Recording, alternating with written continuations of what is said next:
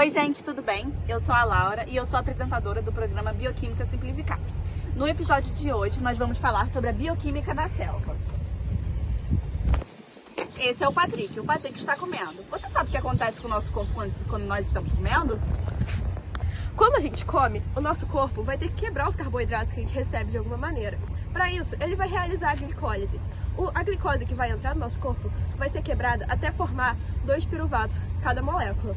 Nesse processo, ela vai liberar energia para manter o nosso corpo funcionando de alguma maneira. Por isso que Patrick está feliz enquanto ele se alimenta. E o que acontece quando o nosso corpo está submetido a jejum? Vamos testar com o nosso amigo Patrick. Primeiro, nós vamos nos livrar disso. E agora, vamos mudar de cenário. Agora sim, nada melhor do que uma situação de privação de comida como largados e pelados. E para complementar e dar companhia para o nosso amigo Patrick, amiga nós temos...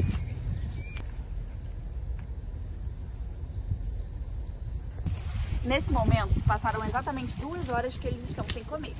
Nesse caso, ainda há glicose no sangue. Então, eles estão usando essa glicose para fazer suas atividades basais. Então, eles ainda têm força para explorar a mata.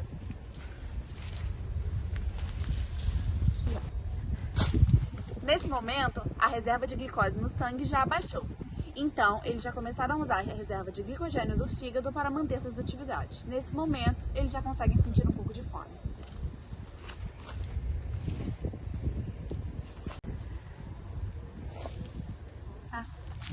Depois de 16 horas, eles já começam a sentir os efeitos da baixa de energia. Eles agora já abaixaram sua reserva de glicogênio e precisam de outras substâncias do corpo para conseguir realizar a produção de glicólise.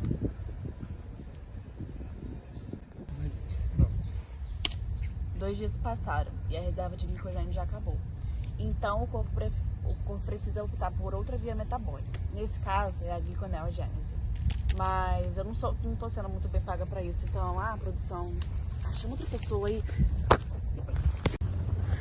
Me passaram a função de explicar a gliconeogênese para vocês.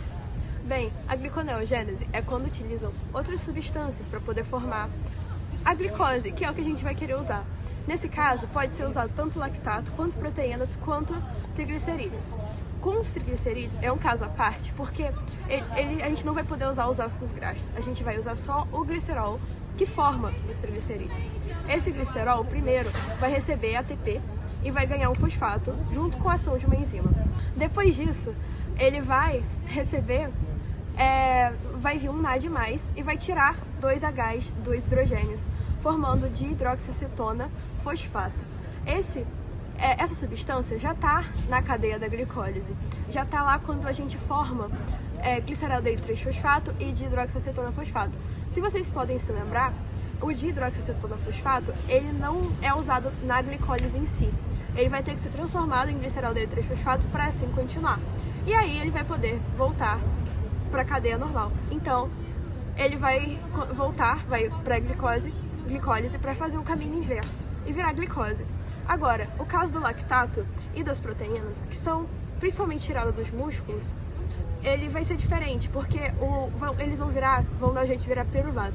No caso do lactato, ele vai fazer o caminho inverso, que é feito na fermentação láctica, que transforma piruvato em lactato.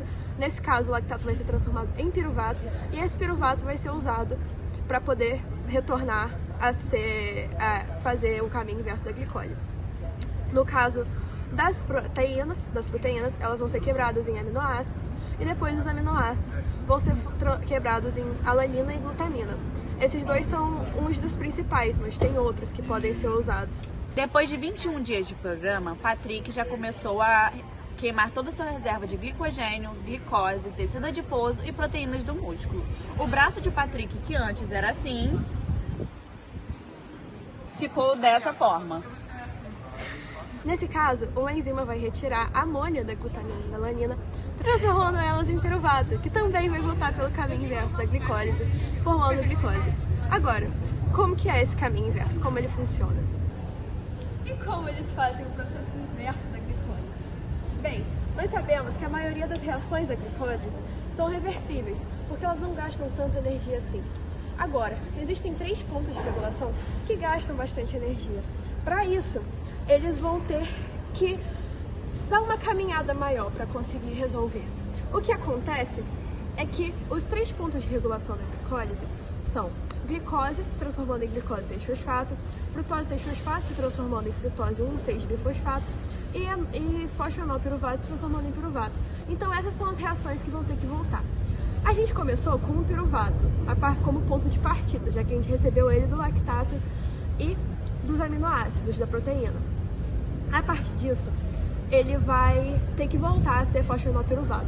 Para isso acontecer, ele vai ter que receber um carbono, um dióxido de carbono, água e ATP. Quando ele recebe isso, primeiro ele vai se transformar em oxalacetato. Depois de se transformar em oxalacetato, aí sim ele vai receber uma molécula de GTP e vai voltar a ser um fosfenolpiruvato. Depois, o próximo ponto de regulação que ele vai ter que resolver é de frutose 1,6-bifosfato para frutose 6-fosfato. Nesse caso, vai ser mais simples, a gente só vai precisar adicionar água. Quando a água é adicionada, vai ocorrer uma reação de hidrólise que vai tirar o fosfato, do carbono 1, transformando de novo em frutose 6-fosfato.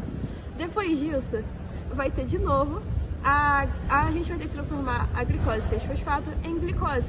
Vai ser o mesmo processo anterior. A água vai de novo quebrar o fosfato da ligação do carbono 6 e vai formar uma glicose e um fosfato inorgânico.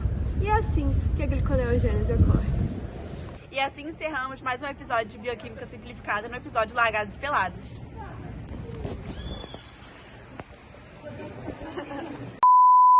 Aqui é o Patrick.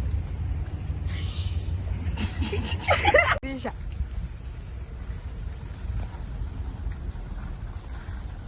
Tem um chinelo aqui no chão, abre. Aproveita e usa, já que o seu é marrom. Elas em piruvato. A biossegurança.